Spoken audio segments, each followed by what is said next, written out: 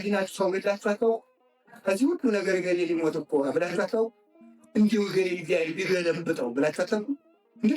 እንዲህ እናንተ ታዲያ ነፍስ ስንት ነፍስ እንደገደለ አስባችሁ ታውቃላችሁ? ያ ማለት ቢሳካልን እኛ ገድለነዋል ያን ሰው እንጂ ነው። ሕፃናት አልማር ሲሉ ቁጣ ይፈቀድ። ሕፃናት አልማር ሲሉ የከተማ ሰው ግን ሕፃናት ሊቆጣ አልበላ ሲሉ ብቻ። አሁን ወጣቱ በተለይ የዚህ ዘመን ወጣቱ እናቱ ወጥ ሰርታ ቁጭ ብሎ ይበላል። በ30 ዓመቱ ከቀለ ይረስ እኮ ማለት ወጡ ቀጥሟል፣ ሽሮ ጨምሮልኝ እንትን ዳቦ የለውም እያለ ማለት እስኪ እናታችሁን ቁጭ አድርጋችሁ ወጥ መስራት። አሁን እኮ እኔ የከተማ ሴት በተለይ ወጣቶች የአሁኖቹ ወጥ መስራት ሁሉ የሚሆንላቸው አይመስሉ።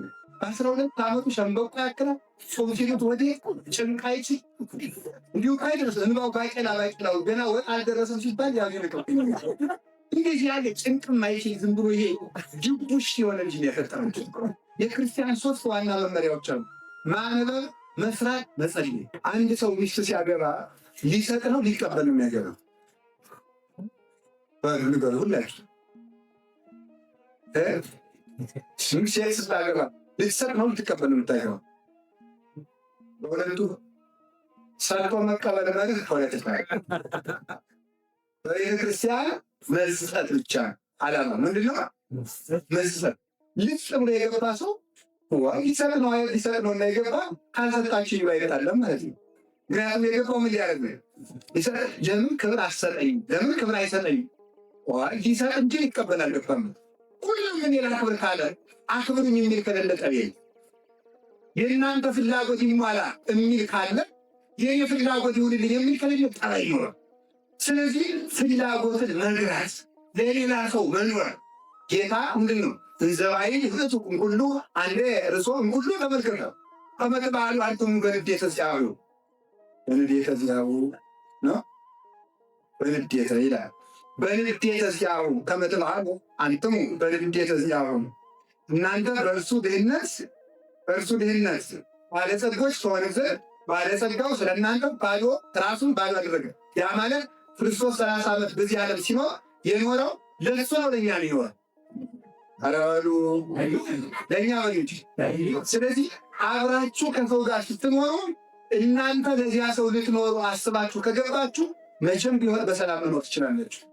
ሰው ለእኔ ይኑርልኝ ማለት ከጀመራችሁ ግን ሁል ጊዜ ስትጣሉ የምትኖሩ። ስለዚህ ለሰው መኖር ምንልመስ ለሰው መኖር ሰው በማስደሰት ደስ ይባላል። አሁን ወጣቱ በተለይ የዚህ ዘመን ወጣቱ እናቱ ወጥ ሰርታ ቁጭ ብሎ ይበላል። በ30 ዓመቱ ከቀለ ይረስ እኮ ማለት ወጡ ቀጥሟል፣ ሽሮ ጨምሮልኝ እንትን ዳቦ የለውም እያለ ማለት እስኪ እናታችሁን ቁጭ አድርጋችሁ ወጥ በመስራት። አሁን እኮ እኔ የከተማ ሴት በተለይ ወጣቶች የአሁኖቹ ወጥ መስራት ሁሉ የሚሆንላቸው አይመስለኝም። እኔ እውነቴን ነው። በቃ ገዝታችሁ የምትበሉ ይመስለኛል እንዲ አላየኋቸው። ስለዚህ መልመድ አለባችሁ። ስራ ምንኖሩ ስራ ፈት አትሁኑ። የክርስቲያን 3 ዋና መመሪያዎች አሉ። ማንበብ፣ መስራት፣ መጸለይ። ሲበሉ ማንበብ፣ መስራትና መጸለይ። ስራ አንድ የጽድቅ አካል ነው። ስራ አንዱ ያጸድቃል። ስራ ለእንጀራ ሳይሆን የሚሰራው ለጽድቅ ይሰራል። ስራ አንዱ መጽደቂያ ነው። ስለዚህ ሰርታችሁ እናታችሁን በማሳረፍ አባታችሁን በማሳረፍ ሰውን በማስደሰት ደስ ለመሰኘት ትኩሩ። ተመልከቱ። ወመነና ለሀፍረት ሀፍረትን ናቃት። ተመልከቱ። በእንተ ፍስሐ ዘእስክንሎቱ ክርስቶስ ሀፍረትን ንቆ ተሰቀለ። ለምን? በፊቱ ተዘጋጅቶ ስላለው ደስታ ማለት ለእኛ ስለሚመጣው ደስታ ሲል ሀፍረትን ንቆ ተሰቀለ ማለት ለሰው ስለምትሰጡት ደስታ ስትሉ ሀፍረትን ከነቃችሁ ደስታን የምታገኙት ከዚያ ነው። ሰላም የሚገኘው ከውስጥ እንጂ ከውጭ አይደለም። ከውስጥ የወጣ ሰላም የሚገድበው ነገር የለም። ታውቋቱ ግን ምን አትበድሉ በል እንጂ። ስለዚህ ቁጣ በእነዚህ ምክንያቶች ይመጣል። ስለዚህ ሁላችንም ሳንጣላ ከተጣላ ሌላው የሚፈቀድ ቁጣ ልንገራችሁና ልጠር የሚፈቀድ ቁጣ በሉ ሕፃናት አልማር ሲሉ ቁጣ ይፈቀድ። ሕፃን የተጀመር ሲሉ የከተማ ሰው ግን ሕፃናት የሚቆጣ አልበላ ሲሉ ብቻ አይገረስ እኮ ነው። እናንተ እኮ በሬ ልታገርፍ ነው የምትመስሉት። ስብላችሁ ማብላት ሕፃን በምግብ እንዲሆን ያሁን እኔ ገጠር ነው ያደው ምንም በቃሉ ዝናቡ እየመታን እናቶቻችን እያረቡ ባረቡ እየተንከባለሉ ምናድግ ነው። ይኸው አለ እግዚአብሔር ይመስገን አይደለ? የእናንተ ልጆች ዝም ብለው መብላት አሳማ ሆኗል። ዛዛኝ 12 ዓመቱ ሸንበቆ ያቅመው ጾም ሲሉት ወዴ ጭንቅ አይችል እንዲሁ ካይደርስ እንባው ባቄላው ገና ወጥ አልደረሰም ሲባል ያዙ ይነቀው እንደዚህ ያለ ጭንቅም አይችል ዝም ብሎ ይሄ ድቡሽ የሆነ ልጅ ያፈጠረው በጭንጫ ላይ ያልተሰራ በአለት ላይ የተሰራ ልጅ ማለት እኮ በመከራ ያደገ ነው። ማምላይ ይህ በድቡሽ የተሰራ እናት አባት ሊሞት እኮ ታንቆ ሁሉ የሚሞት ነው የሚመስለኝ። እንዲህ ያለ ልጅ ጭንቅ አይችልም፣ አልደመድም። ሌላው ቀርቶ እኮ ሀዘን ሲሰማ ሰው ሞተ ሲባል አይ ልጆች እንደዚህ አይነት ሰው ማልፈልግ አይደል የምትሉት የከተማ ሰው አይ እንዲህ ያለ ነው አልፈልግም ልጆች በቃ እንደዚህ አይደለም መደረግ ያለበት። ልጆቹ መከራ መልመድ አለባቸው። ቢያንስ በሳምንት አንድ ቀን ዓርብ ለምሳሌ ልጆች ቅድም ምሳ በልታቸው የዛሬ ራታችሁ ለነዳያን ይሰጣል፣ ጥቅማችሁን ታደርጋላችሁ። መልመድ አለባቸው። ይህን ማለት ረሃብን ማወቅ አለባቸው። ችግርን ማወቅ አለባቸው። ቢያጡ እንዴት መኖር እንዳለባቸው ማወቅ አለባቸው። ቤተሰብ ባይኖር እንዴት መኖር እንዳለባቸው ማወቅ አለባቸው። መጠንከር ይገባቸው። ስለዚህ ህፃናት ልል ዘል እንዳይሆን ችላችሎች እንዳይሆን መቆንጠጥ አለባቸው። ከቃሉ ጋር ናቸው። እንዲሁ እግዚአብሔር ይመስገን ደግሞ የኢትዮጵያ መንግስት ህፃን ለበደላችሁ ብሎ ወስዶ አያሰርበሰም። እንደ ውጭ ሀገሮች አለ። ውጭ ሀገር ህፃናት ተቆጡ ብለው ከደወሉ ወስዶ ማሰር ነው። እንደው ይገርማል። አንዲት ልጅ ናት አሉ ባለፈው ሲነግሩኝ ነበር ሰዎች እናቴ ተቆጥታ እያለች ብላ ደውላ ለካ ይቆጡልኛል ብላ ነው ይወስዱኛል ብላ አሰበች። መንግስት ይዞ ጭኔት ኧረ እናቴን እፈልጋለሁ። አይ ከዚህ በኋላ ላይ ስለማነው ስለዚህ ነው የምትቀምጭ። በጣም አስቸጋሪ ነው ሆኑት ማለት ነው። ስለዚህ ልጆች ሲያጠፉ መቆጣት፣ ሲቆጡ ራሱ ዱላው ስነ ስርዓት ምን ይደረጋል መሰላችሁ? በስመ አብ ወወልድ ወመንፈስ ቅዱስ ተብሎ አቡነ ዘበሰማያት ይጠቀምበት የምንገርምበት ዱላ እኮ ነው። እዚያ በኋላ ሰይጣን አብሮ እንዳይመታቸው ማለት ነው። አንድ ጊዜ መሬት ትመታለች፣ ከዚያ በኋላ እነሱ ይመታሉ፣ ይገረፋሉ ማለት ነው። ስለዚህ ተመልከቱ፣ እኛ ከገረፍናቸው ከሰይጣን ግርፋት እናድናቸዋል፣ ከጦርነት ግርፋት እናድናቸዋል። ተቀጥቆ ማደግ ያለበት ልጅ ማለት እና ዝም ብሎ መርህ የሚባል የማይረባ ነገር ሰጣችሁ እንዳይበላሹ ልጆችን መቆጣት አለ። እግዚአብሔር ሲረሱ ትምህርት ሲረሱ መቆጠጥ አለባቸው። ሌላው እየሰማችሁ ነው። መናፍቃን ሃይማኖት ሲያጣምሙ መቆጣት ይገባል። መልሞስሞስ አይገባም። እውነት ለመናገር አንድ መሆን መደራጀት ይጠበቅባቸዋል። በክርስትና ለማጥፋት አይደለም፣ ለእምነታችሁ በየቦታችሁ በየድርሻችሁ እውነት ለመመስከር። በሪያስ የሚባል ጠንቋይ ሲያጣምም ቅዱስ ጳውሎስ እንደተቆጣው ያለ ቁጣ ማለት ነው። አንድ የሰይጣን የበኩር ልጅ የእግዚአብሔር እጅ ባንተ ላይ ነው፣ የእግዚአብሔር መጽሐፍ የምታጣመም እስከ መቼ ድረስ ነው ብሎ ተቆጥቶታል። ቅዱስ ጴጥሮስ የሰረቁትን መንፈስ ቅዱስን የዋሸትን ኦሃናንያ እስከ ማየት ተመልከቱ። እፎ መልሃ ሰይጣን ውስተ ልብከ ከመ ታሰው ለመንፈስ ቅዱስ መንፈስ ቅዱስን ተዋሽ ዘንድ እንዴት ሰይጣን በልቡና መላው ብሎ መንፈስ ቅዱስን ዋሽተው ቤተ እግዚአብሔር የሰረቁትን ተቆጥቷቸዋል። ታቆጣ ያስፈልግ እንደ ጌታ ቁጣ ያለው ቁጣም ያስፈልግ። ጌታ ተቆጥቶ አይታችሁ ታውቁ? መቼ የጌታ እግዚአብሔር ተቆጣ አይባል ይላል ቅዱስ ቄርሎስ። የእግዚአብሔር ቁጣ የሚባል አይሰራም። የእግዚአብሔር ቁጣ ማለት ፍትሁ ነው። ምኑ ነው? ፍትሁ ነው። ክርስቲያን ቁጣው ማለት ፍትሁ ነው። እውነትን ለማስከበር ብቻ ክርስቲያን ይቆጣል፣ ይረግረኛል። ታዲያ ጌታ መቼ ተቆጣ? በቤተ መቅደስ ርግብ የሚሸጡትን በሬ የሚነግሩትን ጅራፍ አነሳን ነው እየገረፋ ሰጣቸው። ሰምታችኋል? ከቤተ መቅደስ በሬ ሲገባ ዝም አይባል። ከቤተ መቅደስ በባለ ጊዜ በሬ ሲገባ እሺ ምን አይባል? ከቤተ መቅደስ በሉ ርግብ ሲሸጥ በሬ እንግዲህ እንስሳ ነው። እንደ እንስሳ 24 ሰዓት የሚበላ 4-5 የሚያገባው ቤተክርስቲያን ገብቼ ላቃጥል ሲል ዝም አይባል።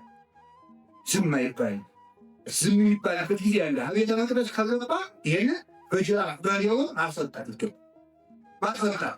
ይሄ ለክርስቲያን የሚገባቸው ፍትህ ነው። ክርስቲያኖች አይገድሉ፣ አያርጁ፣ በዱላ በግድያ ሃይማኖት አናስፋፋም፣ አንሰብክም።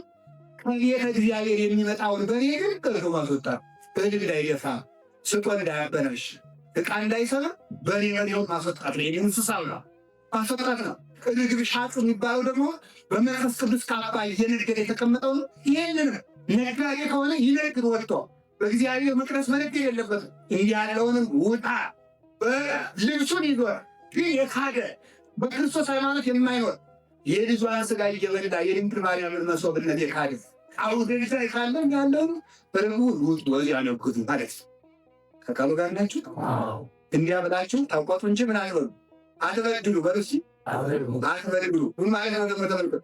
ግን ተቆጡ ስላልኳችሁ ግን ለምሳሌ መናፍቅ ውስጥ ቢነሳ ብናውቅ በመናፍቃን መወገዝ ደስ መሰለኝ ክርስቲያንነት አይደለም።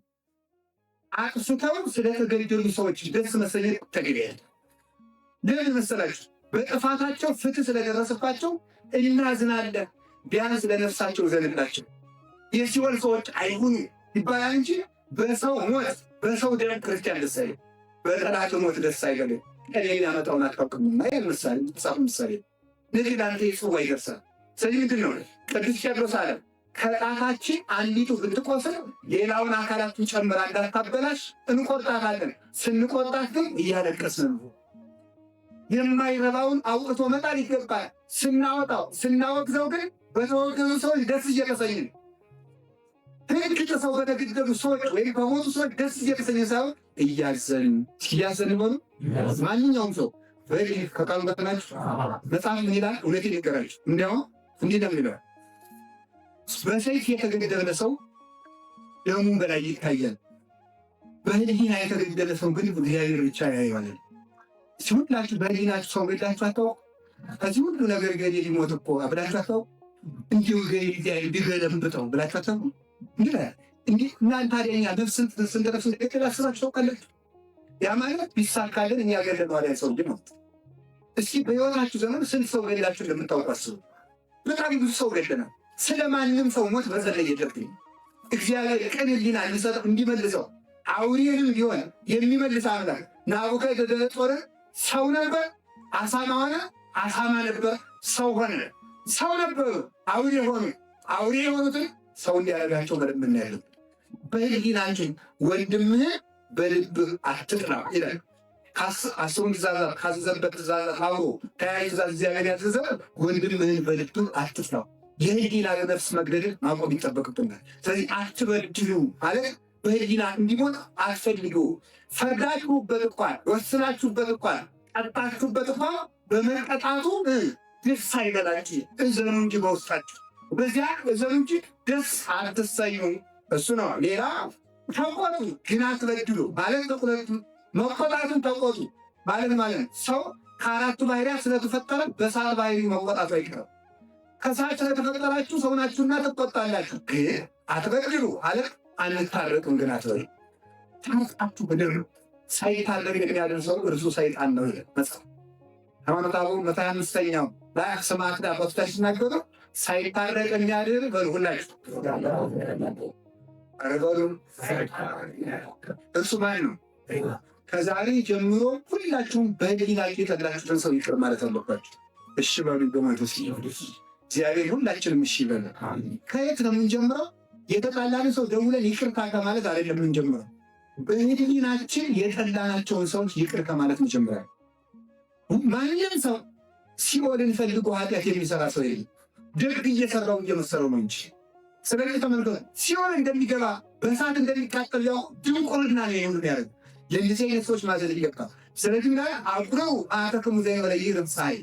ስለዚህ ተመልከቱ፣ አሁንም ፀሐይ ሳትገባ ቅዱስ ጳውሎስ ኤፌሶን ምዕራፍ 4 ላይ ፀሐይ ሳትገባ ቁጣችሁን አብርቱ።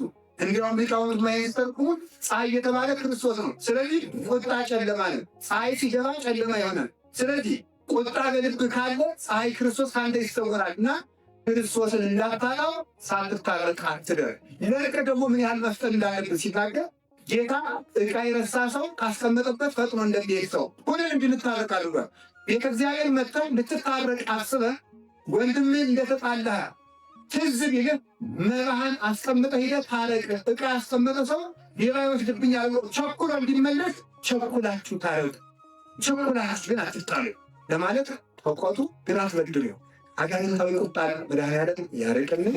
ሰላማዊ ኢየሱስ ክርስቶስ ለሀገራችን ለሁላችንም ሁሉ ፍጹም ሰላምና መረጋጋት ይስጠን። ስብሐት ለእግዚአብሔር።